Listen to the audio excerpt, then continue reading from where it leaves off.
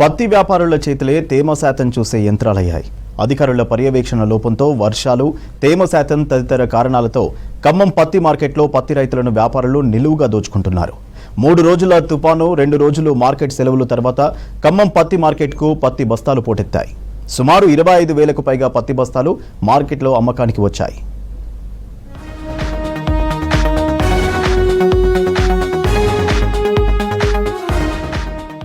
ఉమ్మడి ఖమ్మం, పొరుగు జిల్లాల నుంచి భారీగా పత్తి బస్తాలను ఖమ్మం పత్తి మార్కెట్కు తీసుకువచ్చారు రైతులు. దీంతో ఒక్కసారిగా ఖమ్మం వ్యవసాయ మార్కెట్లో పత్తి ధర భారీగా పడిపోయింది. కనీసం 6,200 కూడా దాటడం లేదని పత్తి రైతులు తీవ్ర ఆవేదన వ్యక్తం చేస్తున్నారు. సీసీఐ కొనుగోలు కేంద్రాలు ఇంకా ఏర్పాటు చేయకపోవడంతో మార్కెట్లో మద్దతు ధర రావడం లేదు. వ్యాపారులు సిండికేట్ గా మారి తక్కువ ధరకే కొనుగోలు చేయడంతో ఆర్థికంగా నష్టపోతున్నారు.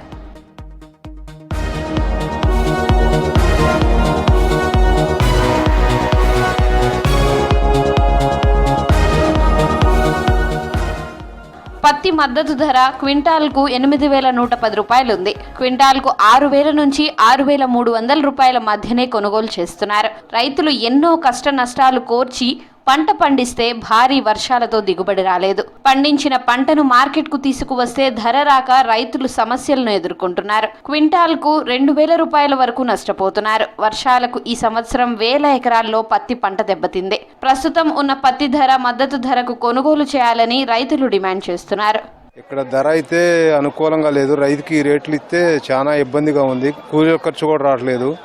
దీనివల్ల ప్రభుత్వం మరియు సెంట్రల్ గవర్నమెంట్ కూడా కొంచెం రైతుల యందు దయ ఉంచి సీసీఐని సరైన మార్గంలో నడిపి రైతు దగ్గర ప్రతి పత్తిని కొనాలని, తడిసిన పత్తిని కూడా కొంచెం దయ ఉంచి ఏదో ఒక రేటుతో కొనాలని మేము గవర్నమెంట్కి విజ్ఞప్తి చేస్తున్నాం.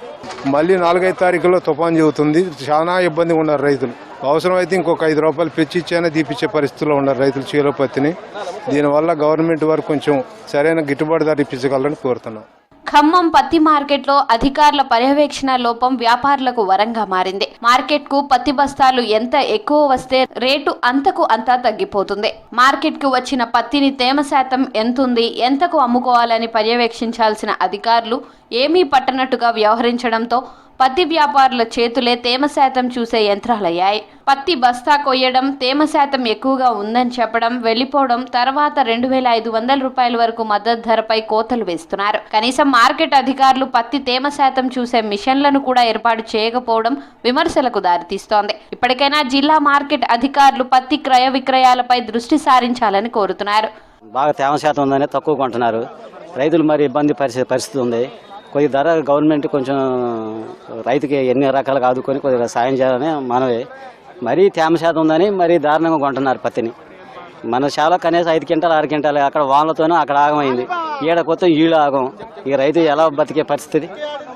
అందుకే మా గవర్నమెంట్ తినాలని కోరుతున్నానండి. వాళ్ళు మిషన్ పెట్టాను చూసినా కొద్దిగా మనకు బాగుండు. ఆ మిషన్ లేదు, ఏం లేదు. అన్ని బత్తాలు కోయిపెత్తారు కింద ఆగం పత్తి. ఇట్లా జరుగుతుందండి. ఆరుగాలం పండించిన పంటకు పెట్టుబడి డబ్బులు మిగలడం లేదని రైతులు ఆందోళన వ్యక్తం చేస్తున్నారు.